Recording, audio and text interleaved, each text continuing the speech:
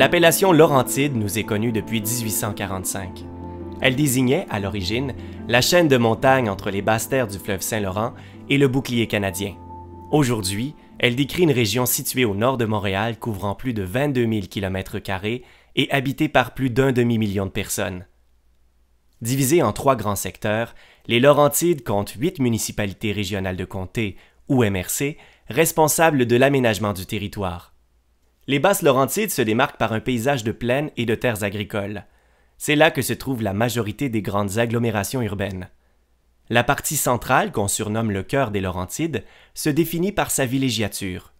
Située au nord du territoire, les Hautes-Laurentides se sont développées grâce à l'industrie forestière et aux activités touristiques saisonnières de chasse et de pêche.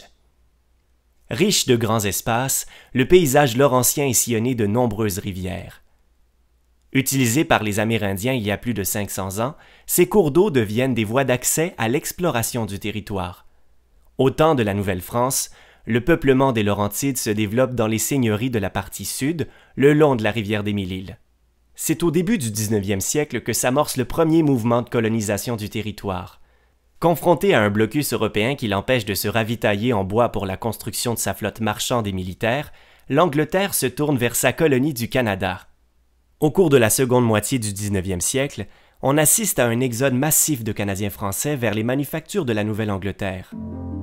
Pour arrêter ce mouvement, le gouvernement et le clergé catholique encouragent la colonisation des Laurentides, alors que de nombreuses familles d'origine britannique occupent l'ouest du territoire. C'est à cette époque que le curé Antoine Labelle arrive à Saint-Jérôme et se fait l'apôtre du mouvement de colonisation. Il rêve d'établir dans les Laurentides un « royaume du Nord » qu'il voit francophone et catholique. Il se fera également le promoteur de la construction d'un chemin de fer en provenance de Montréal pour se rendre tout au nord, vers Mont-Laurier et même jusqu'en Abitibi-Témiscamingue. C'est la naissance du Petit Train du Nord.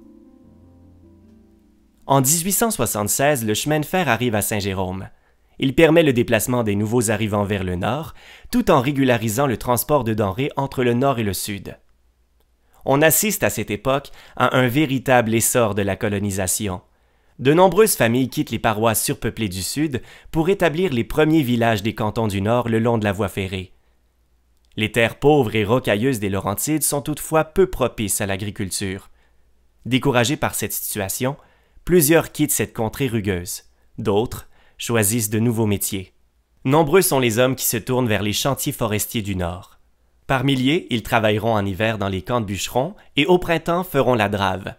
Les arbres, transformés en bio communément appelés pitounes, sont acheminés par les rivières aux scieries et aux usines du Sud. Tout au long du 20e siècle, l'exploitation forestière sera à la base de l'économie des Hautes-Laurentides. Au tournant du 20e siècle, le cœur des Laurentides se tourne vers le tourisme pour se donner un nouvel élan économique.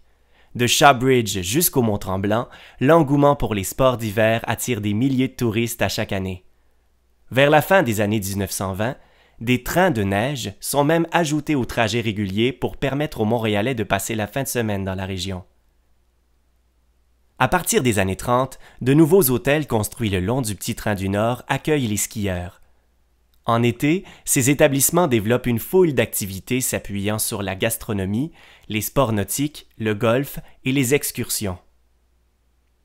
L'arrivée de l'automobile dans les années 40 entraîne le développement d'un réseau routier qui annonce la fin de l'ère ferroviaire dans les Laurentides.